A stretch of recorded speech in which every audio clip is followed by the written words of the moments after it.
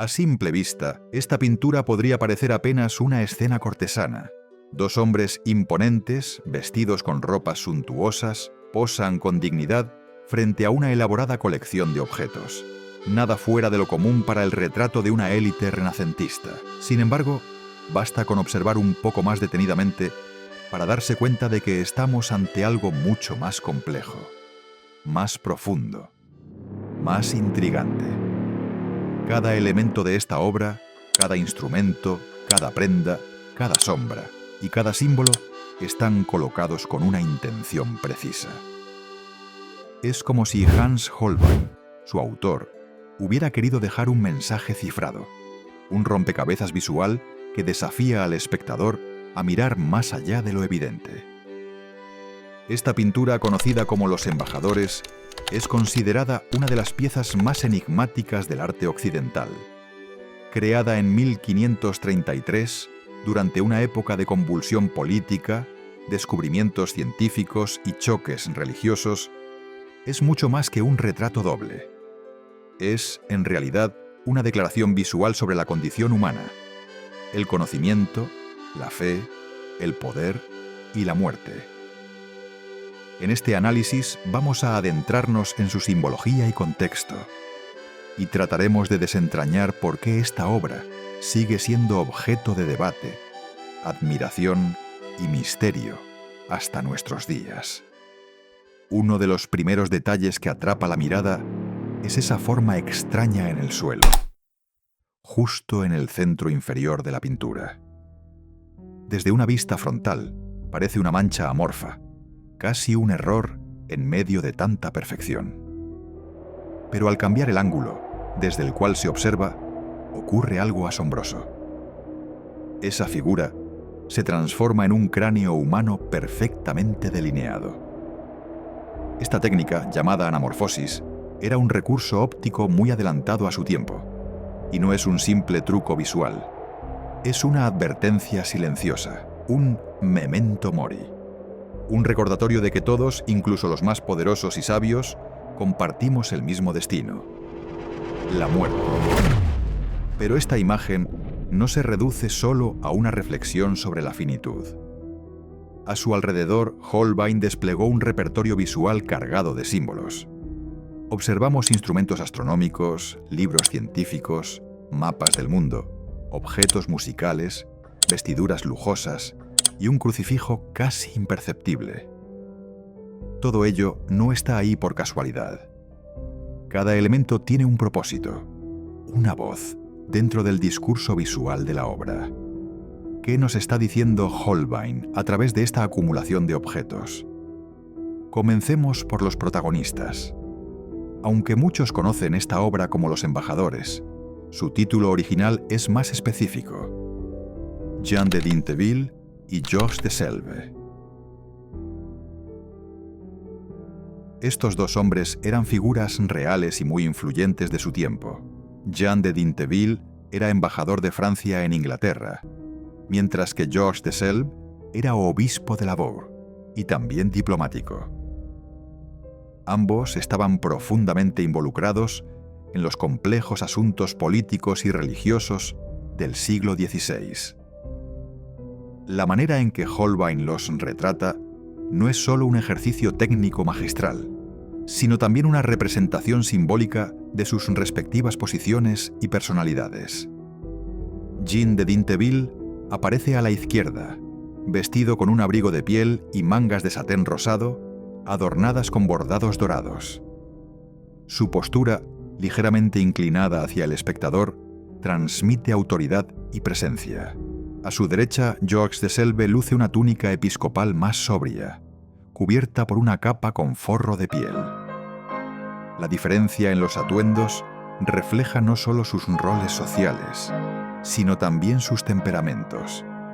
El primero más activo en la política internacional, el segundo más contemplativo y espiritual.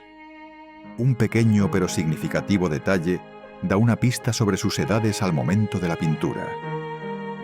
En la daga que Jean sostiene aparece grabado el número 29. En el libro junto a Georges se lee el número 25. Estos números coinciden con las edades documentadas de ambos hombres en 1533, lo que confirma su identidad y su intención de ser representados no como arquetipos, sino como individuos específicos dentro de un contexto histórico definido. Pasemos ahora a los objetos que los rodean. El mueble de 2 niveles que separa a los embajadores ocupa el centro visual de la obra y está repleto de instrumentos científicos y musicales. Este estante simboliza la dualidad entre el mundo celestial, el pensamiento abstracto, la ciencia, lo eterno, y el mundo terrenal, lo práctico, lo humano, lo conflictivo. En el nivel superior se encuentran varios instrumentos astronómicos, un globo celeste, relojes solares, un cuadrante y una esfera armilar. Todos estos objetos remiten al saber astronómico del Renacimiento, cuando el estudio del cosmos no solo era una ciencia, sino también una forma de comprender el orden divino del universo. Entre estos instrumentos destaca un reloj de sol cilíndrico que algunos historiadores han intentado descifrar. Una teoría sugiere que marca el 11 de abril de 1533, día en que se celebró el Viernes Santo. Sin embargo, el historiador Eric Ives propone otra fecha, el 11 de mayo de ese mismo año, día de la coronación de Ana Bolena como reina de Inglaterra. Esta interpretación no es menor. Esa coronación marcó la ruptura formal entre Inglaterra y la Iglesia Católica, y el inicio de un nuevo orden religioso bajo el protestantismo. Si Holbein efectivamente aludía a este evento, su pintura se transforma en una reflexión visual sobre el conflicto religioso que dividía a Europa. El estante inferior nos habla del mundo terrenal. Aquí encontramos un globo terráqueo colocado de manera invertida, un reloj universal desarmado, un torquetum, una brújula y un libro de aritmética. Estos objetos están vinculados a la medición, la navegación, el comercio y el conocimiento práctico. El libro, por ejemplo, es una obra real de Peter Apian sobre matemáticas aplicadas al comercio. Está abierto en la sección de divisiones, una palabra que probablemente tenga una doble lectura. Una alusión a los cálculos aritméticos, pero también a la división social, política y religiosa que desangraba al continente. Uno de los elementos más evocadores de esta parte inferior es el laúd con una cuerda rota. En el Renacimiento, la música era símbolo de armonía y orden. Una cuerda rota sugiere lo contrario: desarmonía, ruptura, conflicto. A su lado hay un estuche con flautas y un himnario luterano, lo que refuerza esta tensión entre la espiritualidad tradicional y la nueva fe protestante. El himnario contiene 2 páginas, una con el himno Ven Espíritu Santo, de Martín Lutero, y otra con los 10 mandamientos. La elección de estas páginas no es casual. Representan el deseo de encontrar unidad en medio del conflicto. Los 10 mandamientos eran comunes tanto al catolicismo como al protestantismo, y podrían interpretarse como un llamado a la reconciliación. La inclusión del torquetum, un sofisticado instrumento astronómico, refuerza la conexión entre ciencia y religión. Georges de Selve, el obispo retratado, era conocido por su mente abierta y su interés en las ciencias. Holbein parece sugerir que la espiritualidad y el conocimiento no son opuestos, sino partes complementarias del entendimiento humano. Pero todo este mundo de saberes y símbolos está atravesado por una sombra implacable: la muerte. Volvamos al cráneo anamórfico. Esta figura distorsionada, visible solo desde un ángulo oblicuo, es una genialidad técnica y conceptual. Al obligar al espectador a moverse físicamente para descubrir su forma, Holbein establece una metáfora visual. Solo cambiando nuestra perspectiva podemos ver la verdad.